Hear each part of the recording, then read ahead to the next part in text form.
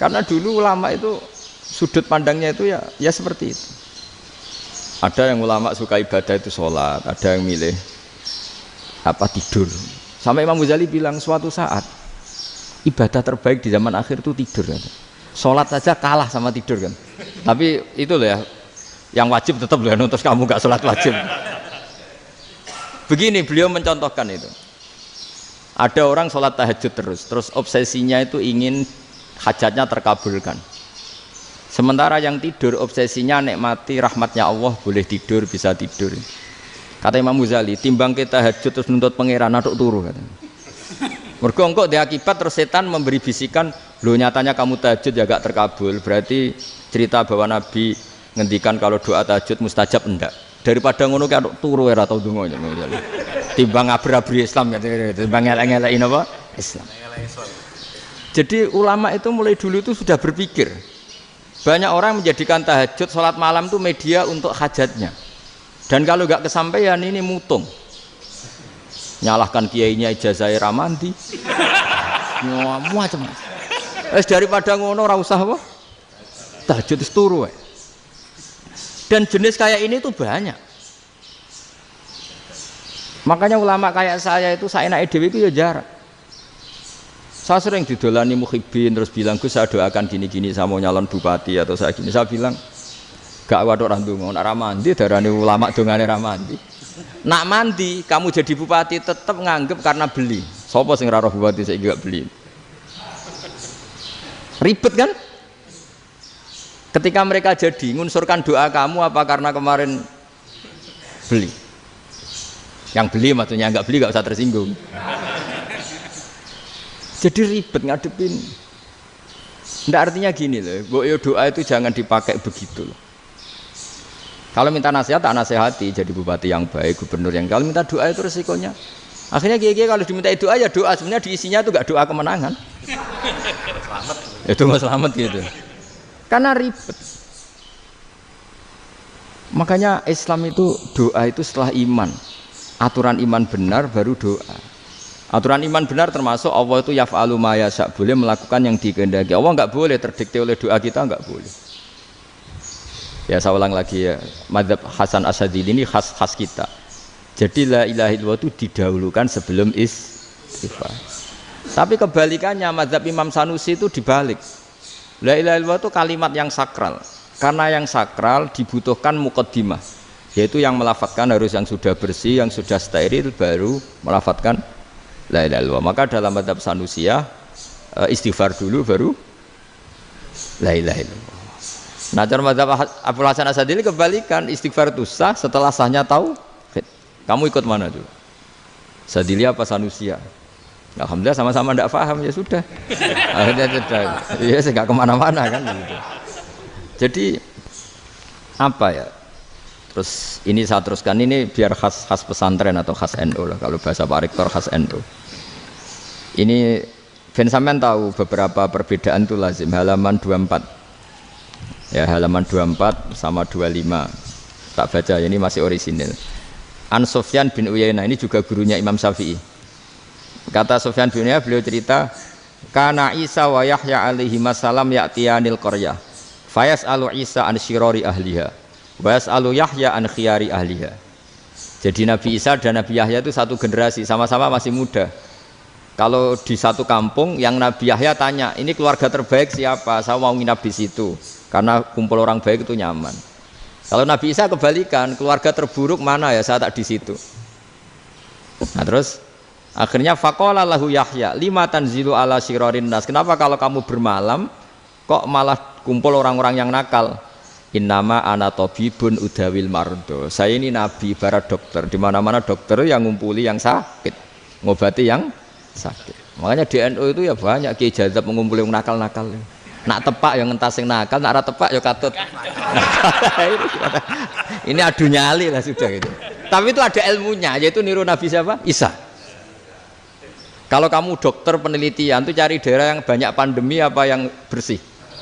Yang banyak pandemi, karena yang namanya penelitian ya di situ kan. Kalau kamu dakwah ngentas kemiskinan, ke daerah miskin apa daerah kaya? Nah sama, kalau ngentas kefasikan ke daerah fasik apa daerah orang soleh? fasik. Ya, tapi itu Nabi Isa. Nah, kalau kamu tidak Nabi kan potensinya kan ngadut itu. Tapi setidaknya bahwa kita sering disalahkan karena punya beberapa tokoh yang ngancani fasik-fasik, itu sebenarnya ada dalilnya, yaitu Nabi siapa? Isa. Nah, terus masalah tegas dan lunak. Ketika ada mahasiswa misalnya pacaran, boncengan lanang dan perempuan, itu pilihan kita apa?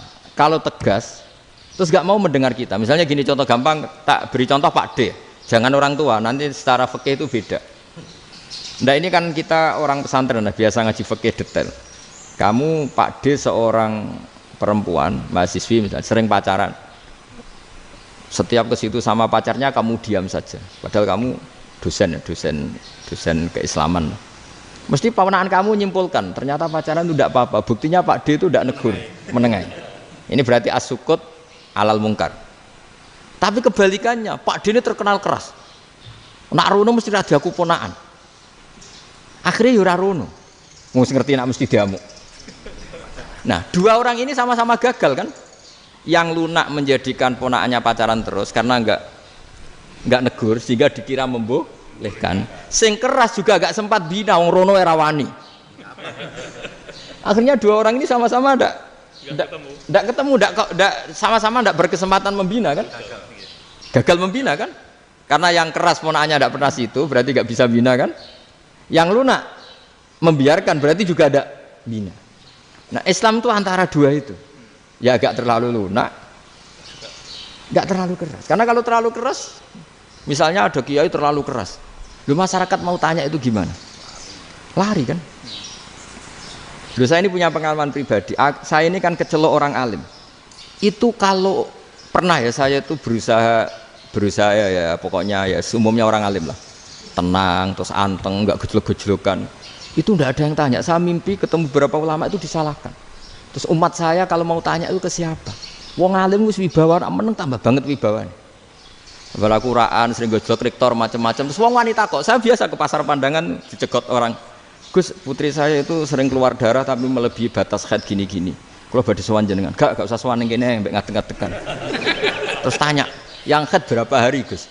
Ya supaya rudat ilal adat sebelum dia punya penyakit istihadah itu berapa? 6 hari ya sudah, kembali 6 hari lainnya mustahadah, tetap sholat tetap normal. Tapi kalau sawi bawa moro pasar go tasbih duwilu iku mesti wong salaman njaluk donga yakin. Tapi baru kayak rada uraan ketemu wong-wong, dol pening ndi? Mak pening ndi? Gus beneran Gus ketemu jenengan kula wingi badhe tuwa kok. Akhirnya tanya. Jadi uraanku itu amdan.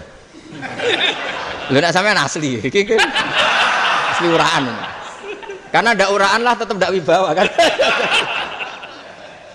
Jadi baru kayak uraan itu ya banyak.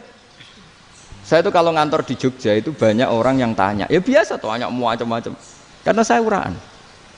Ke pasar ya orang, bahkan di bis sering ketemu orang. Wah beneran Gus kalau badhe sowan jenengan badhe tanya ini.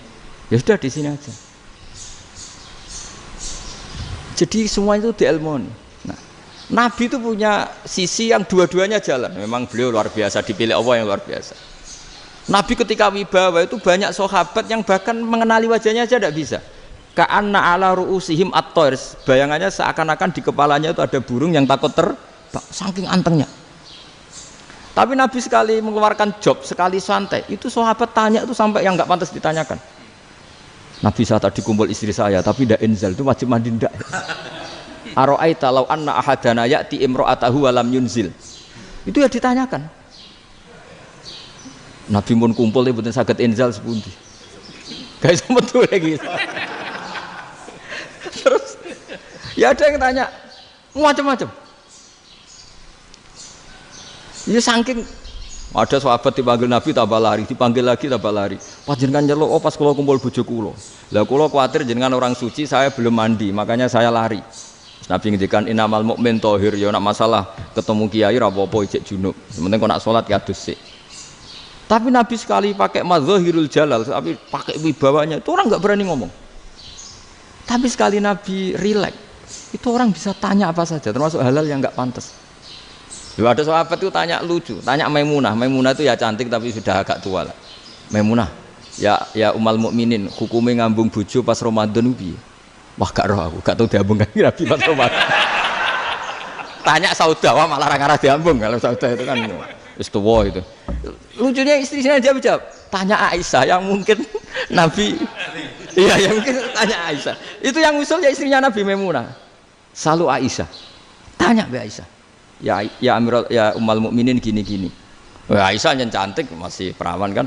Qabbalani Rasulullah bahwa oh Nabi biasa ngambung-ngambung pas Ramadan dan beliau tetap puasa. Akhirnya fakih ngarang kan wa takbil fi Ramadan wa tublah la tubtilu shauma ngambung ora. Iku udah biasa di sini. Ya nasib bojone ayu. Ndak ini artinya seasik itu gitu. Jadi garwane Nabi sing ngrasa rodok tuwa. Wah, aku ora tahu. Kok Aisyah. Serilek itu dulu itu. Maksudnya orang-orang Islam pertentangan itu. Maksudnya dia balik semua ini bedanya orang pesantren sama orang kampus. Kalau orang kampus mau cerita agama itu rahmatan lil alamin, tapi nyontokno rileke ora iso. Agama itu rilek, tapi nyontok no rilek ora iso. Mergo ya rapati ngaji. Contohnya ora iso, dadi mau gawe kaidah mau Islam itu rahmatan. Jadi Nabi itu lah, Allah juga gitu. Allah itu kalau sudah memperlihatkan madzahirul jalal, itu mbok malaikat Jibril rawani. Ketika Allah dengan madzahirul jalal. Tapi kalau Allah dengan madzahirul jamal, madzahirul apa? Jamal. Iku yo gojol-gojol kan sampai makhluke yo gojol. Yo buli-bulian cara sakniki. Ya sampean delok ning hadis syafaat itu, akhiru man dakhalal jannah atau akhiru man kharaja minan nar, itu di beberapa judul. Ada seorang rojul yang ahli neraka ya, dintas mbek pangeran terus ditudono swarga. Gusti, swarga sengiler tok ora wong wayu roh, wis ngiler tok. Ngerjaluk Gusti mosok roh tok ora oleh mlebu. Jarimu asal mlebu metu kon neraka ora jaluk-jaluk meneh. Sumpah lho ya, gak jaluk apa-apa meneh. Mboten Gusti. Sekali saya keluar dari neraka ndak akan minta apa-apa lagi. Wis. Wallahi, wallahi. La as'alu ghairaha. Mesti ghaira khoslah, ghaira tilkal khoslah. Ya niku selain keluar dari neraka saya ndak akan minta lagi. Didono swarga wong do kelon seruwibet kan. Sing bojone elek kan dendam dadi ning swarga iku. Swarga wis macam-macam. Gusti mosok roh tok ora oleh mlebu. Jarine janji ra njaluk meneh. Akhire ya wis didelokno neraka. Jadi pangeran jawabe gampang, didelokno neraka. Roh neraka begitu menyakitkan, begitu ngeri. Sudah Gusti saya ndak minta surga, sementing enggak masuk neraka. Rabbana srif anna adzab jahannam. Setelah lama itu diadepno swarga njuk mlebu swarga, terus diadepno nang neraka. Akhirnya ya sudah. Saiki mlebu swarga gak apa-apa. Iku jawabe lucu. Atas taziu jenengan ngenyek kula. Wong karuan ra di swarga kok mlebu swarga. Terus akhirnya mlebu swarga, bareng mlebu swarga tamanna, sangen-angen sing mbok jaluk apa? Orang angen-angen yang indah-indah, laka wa asratu amsal ya siku tak turuti wa asratu amsalih lan lipatan ke-10. Jawabe wong lanang ya lucu. Atas taziu bi wa anta rabbul alamin. Jenengan pangeran kok ngenyekan. Maksudnya wis karuan aku ora pantes. Terus jare pangeran, la astazi'u bika walakinni ala ma asya'u qadir. Aku gak ngenyek kowe, pancen aku pangeran. Nuruti kowe iku iso. Jadi Allah sendiri ketika dengan madzahirul jamal itu malaikat ya ono sing wani bantah.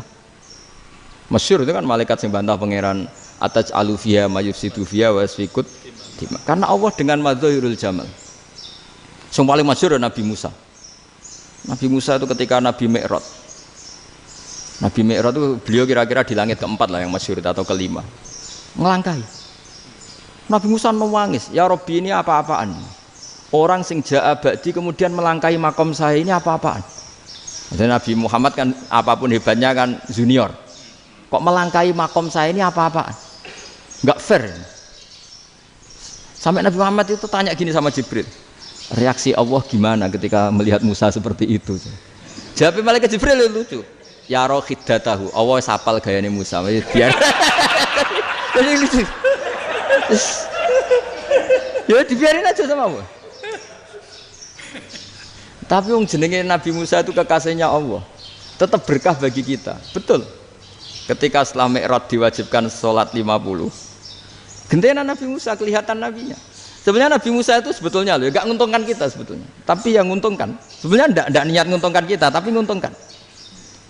Nabi Ibrahim kan di langit ke-6 keren. Konti jong ketemu Allah ngeten-ngeten kan salat 50. Karena Nabi Ibrahim terkenal Nabi baik tidak bantah. Bareng Nabi Musa. Kenapa diceluk pangeran? Kula kan salat ping 50. Inna ummataka la tutiku dzalik. Wah, gak kuat umatmu. Serai-rai gak umatmu ora ngarah kuat 50 rakaat. Tapi sebenarnya Nabi Musa itu niatnya bukan membela kita. Fa inna ummati la umatku sing gagah-gagah ra iso meneh umat. Berarti sebetulnya ya itu masih pakai gengsinya sebetulnya. Wes ngono-ngono lah sementing kita untung. Sebetulnya dia itu nggak terima. Wong umat saya aja yang lebih kuat, nggak kuat apalagi umatmu. Lah terus sebutin, irji ila rabbika fas'alhu takhfif. Itu berarti Allah dengan madzahirul jamal. Sudahlah, datang ke Allah minta keringanan. Allah itu baik. Minta, ambek Allah itu ringanan mau 5 tok, jadi cek 45. Balik Nabi Musa, piro 45, cek ra kuat umat. Wong umatku ra kuat, jadi sebenarnya dia bilang umatku ra kuat. Lho cara Nabi Muhammad model wong Malang, yo beda umatku mbek umatmu. Ribet kan? Beda. Lho Nabi Muhammad kan tidak seperti itu kan?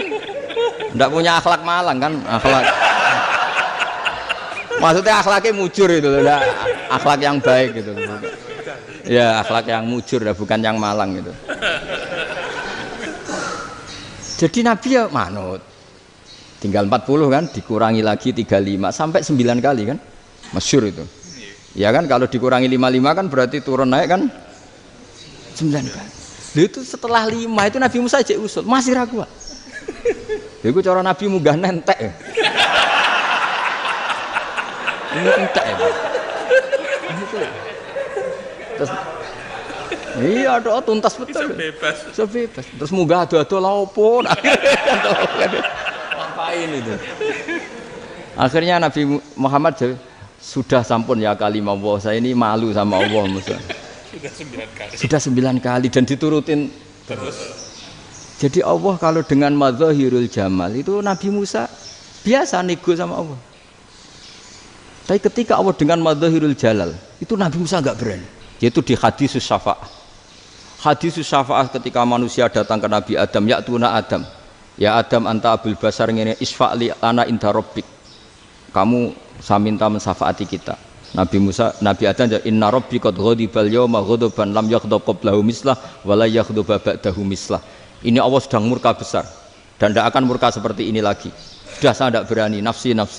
Nabi Ibrahim enggak, termasuk Nabi Musa ketika di itu ya enggak berani. Karena Allah dengan madzahirul jalal. Itu Nabi Musa enggak berani. Sudah saya sendiri itu pernah salah. Yaitu saya membunuh seseorang yang enggak disuruh oleh Allah membunuh itu. Yang pas jotosi orang Kipti. Akhirnya datang ke Nabi Muhammad. Pas ke Nabi Muhammad Allah dengan madzahirul jamal. Apa dengan madzahirul jamal sampai Kanjeng Nabi ngendikan analah saya akan memintakan syafaat kalian. Terus fa ahmadu rabbi bima hamida allamaniha rabbi. Saya muji Allah dengan pujian-pujian yang orang lain tidak tahu, hanya saya yang diajari, kata Rasulullah. Nah di sini menurut banyak ulama termasuk kitab yang saya baca, kenapa Muhammad sebagian namanya Ahmadu? Itu dari af'al tafdil fa Muhammadun Ahmadu min ghairihi. Muhammad Rasulullah itu kalau muji Allah di atas cara mujinya nabi yang lain. Jadi Ahmadu bukan dari fi'il mudhari' lil mutakallim tapi dari af'al apa? Tafdil. Fa Muhammadun Ahmadu min ghairihi. Bahwa Kanjeng Nabi Muhammad sallallahu alaihi wasallam itu cara mujinya Allah di atas pujian para nabi. Makanya di sini Sayyid Ali Zainal Abidin kalau muji hamdal hamidin wa fauqa hamdil hamidin. Jadi pujian saya ini di atas rata-rata cara mereka apa? Memuji. Yaitu sirinya apa? Nabi itu tahu bahwa akhirat tidak bisa batasi Allah. Kamu tidak bisa nyemprit Allah. Allah, ini akhirat loh. Amal sudah tidak manfaat. Ingat itu. Tidak bisa seperti itu. Allah itu nggak bisa tunduk sama konstitusi yang bernama akhirat. Artinya Allah meskipun di akhirat tetap duwe hak yaf'alu ma yasa atau yaf'alu ma yurid. Nggak bisa kamu terus wah ini akhirat amal ra iso dikirim wong mati, amal ra iso dikirim. Yo pangeran kok mbok atur. Kalau kita yang mengirimkan tidak bisa, tapi kalau Allah tetap bisa. Makanya ada kiai mengatakan kodok kodar ora iso dirubah, itu kamu. Makanya ada seorang kiai ditanya, qadar iso dirubah sekali dicatat selesai. Jari kiai tadi, tapi nak Allah iso. Dalile apa ya yang huwa ma yasha wa yusbit. Nak Allah ya iso, sing ra iso kan kita. Nah, Nabi itu tahu betul meskipun akhirat itu Allah masih bisa dinego saking baiknya. Akhirnya Nabi sujud, masyhur itu terus, ya Muhammad irfa' ra'sak wasal tutok wasatu safa. Semat sirahmu angkat, kowe njuk apa tak turuti. Terus semenjak itu Nabi minta apa? Syafa'. Jadi makanya terus banyak GNO sing wis macam-macam lah. Sing ana sing potongane wedi terus hati-hati. Iku berarti makome madzhirul jalal. Ana sing amen guyon nek makome madzhirul jamal. Ana sing ra jelas ngene iki, wis ra jelas. Nak guyu buanter kok nangis yo buanter. Jebule urusan utang. Lah ini sudah yang udah. Jadi makanya yang rileks saja. Sebenarnya agama ini santai, rileks karena agama ini harus bifarohin wasururin. Enggak boleh agama ini dibawa dengan kekerasan, dengan antisosial. Karena agama ini harus kul bi fadlillah bi rahmati fa bidzalika falyafrahu, harus senang, harus rileks. Makanya saya jadi kiai itu senang takutnya gini. Sekali saya tidak senang jadi presiden buruk. Ternyata jadi wong alim ora enak, itu contohnya. Sampean merengut terus uripe susah, nanti orang tidak berani jadi orang alim. Makanya saya buktikan bahwa saya lebih bahagia dibanding rektor. Nanti orang ingin jadi rektor semua, nggak ingin jadi orang alim. Iya, makanya ini kan bentuk kearifan lah. Jenengan ngakui fungsi kiai kayak saya itu bentuk kearifan. Saya juga ngakui jenengan ini butuh kearifan. Saya sering didolani KUA itu. Itu rata-rata ya didikan kiai. Kompilasi hukum Islam itu banyak ya, janda cantik. Contohnya harus cantik, kalau jelek nggak mungkin terjadi kan. Ada janda cantik kebetulan suka kawin tapi takut zina. Saya ulang lagi, suka kawin tapi takut. Itu seringnya gitu Pak Rektor. Jadi dia kawin bosen, bilang ke KUA, Pak saya sekarang mau nikah sama ini. Loh, tapi kamu mau punya suami. Ya tapi kan nggak tercatat Pak. Itu KUA-nya rata-rata itu nggak berani. Meskipun nggak tercatat karena secara fikih meskipun nggak tercatat tetap dia seorang perempuan yang bersuami, maka nggak boleh nikah sama orang lain. Tapi secara hukum santri nggak bisa dong menikahkan perempuan sing dzati zaujin yang punya suami. Nah, ini barokahnya kerjasama yang baik. Jadi di masyarakat itu tertanam didikan kiai nggak boleh nikahkan perempuan yang bersuami. Tapi di KUA ngikuti hukum formal. Dan di Indonesia itu KUA itu rata-rata konsultasinya ya sama kiai, sehingga ya nggak berani akhirnya meskipun aku wedi mlebu neraka mbak gak iso. Dan itu banyak. Seorang lagi ya, makanya ini kan pesantren itu nggak boleh mati. Orang kiai-kiai kayak saya nggak jelas-jelas itu harus lebih jelas lagi. Karena ini yang on time, yang online, yang siapa saja bisa tanya. Saya itu SMS saya itu nggak punya HP WA. HP jadul itu SMS-nya tiap hari tak berapa, orang yang tanya dari Kalimantan, dari Aceh. Gus di kampung saya ada masjid 2 itu yang Samana, ada yang dari orang perkotaan, Gus di perumahan baru ada masjid, yang Jumatan baru orang 12, sah enggak? Ya langsung saya jawab, sah. Dalilnya ini. Ya sudah, nah, tapi kata Imam Syafi'i gini harus orang 40, itu madzhab Syafi'i, dalam madzhab yang lain gini-gini. Itu kalau tanya rektor itu kan ribet. Masuk ajudan dulu, asisten dulu, panjang.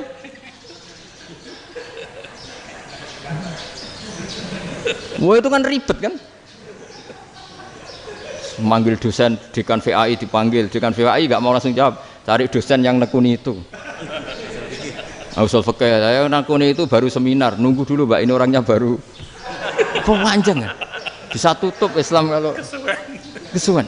Coba kalau tanya kiai kan nggak ketemu di jalan. Dulu Mbah Zubair kata Mbah Mun, saya termasuk santri yang diapresiasi Mbah Mun. Dhisik Mbah Zubair yang ngono, anak nong takok pesuwan gak oleh. Gak takok ning kene. Jangan biasa ditanya orang ngadeg-adegan. Ya alhamdulillah ilmunya cukup, kalau gak cukup ya kok sik.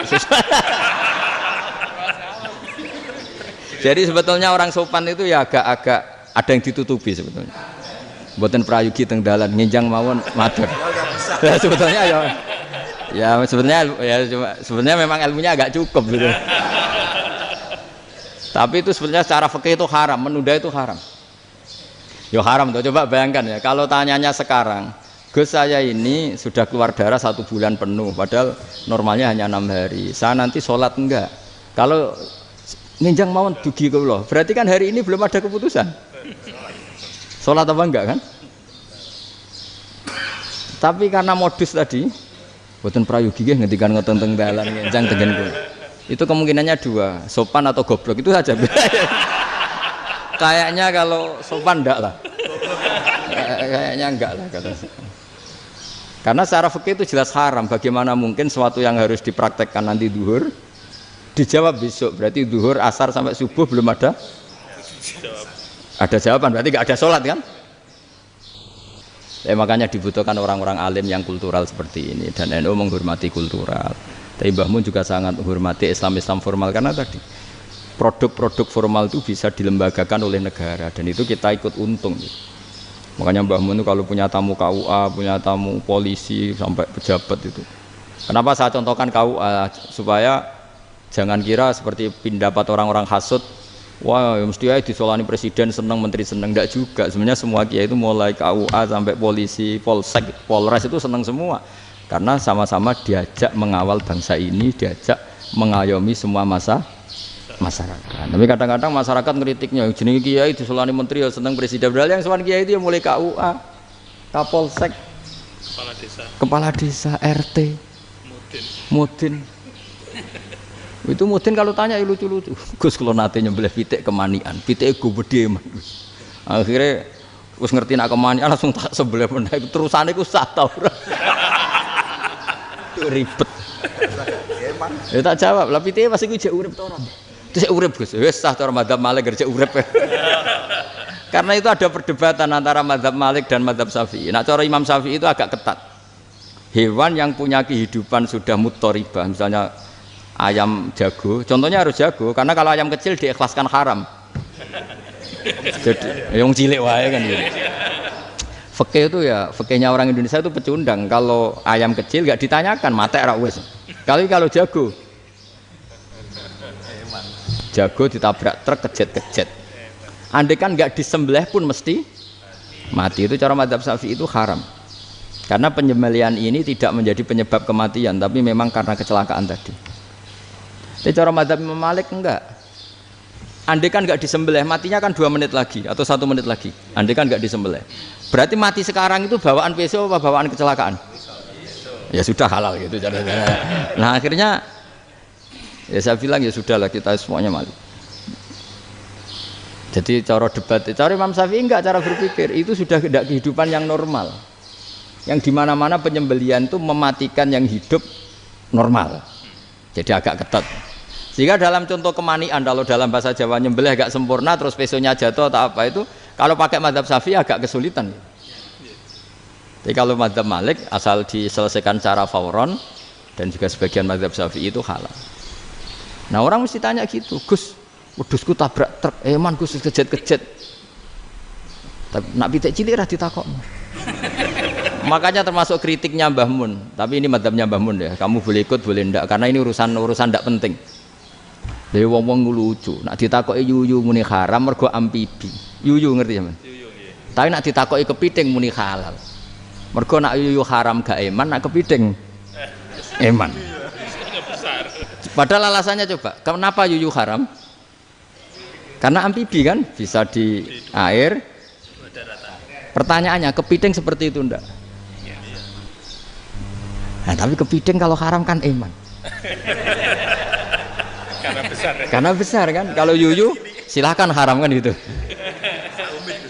Artinya apa?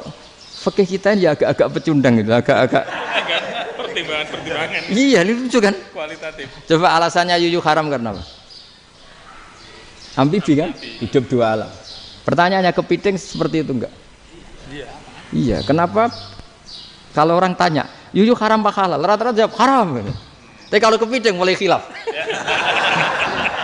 Loh mestinya kan sama kan? Lah itu karena unsur imannya. Iya tadi. Saya juga sering melihat tonggo-tonggo itu. Ayam cuwilik sakmene ketabrak truk, enggak ada yang tanya. Tapi saya pernah jalan-jalan di Narukan sini. Ono jago ketabrak, sing duwe langsung marani kula pas saya naik motor. Gus ini halal apa haram? Nak langsung kula sebelah halal apa haram? Wis kanggo kowe halal ya halal.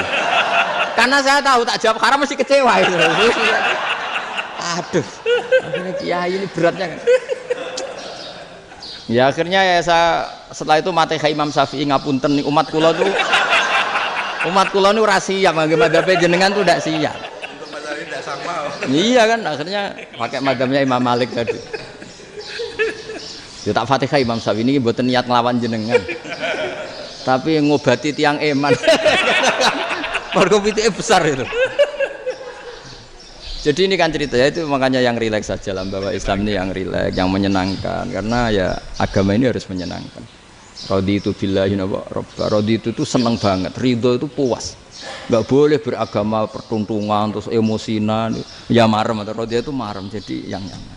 Ya saya kira demikian. Assalamualaikum warahmatullahi wabarakatuh.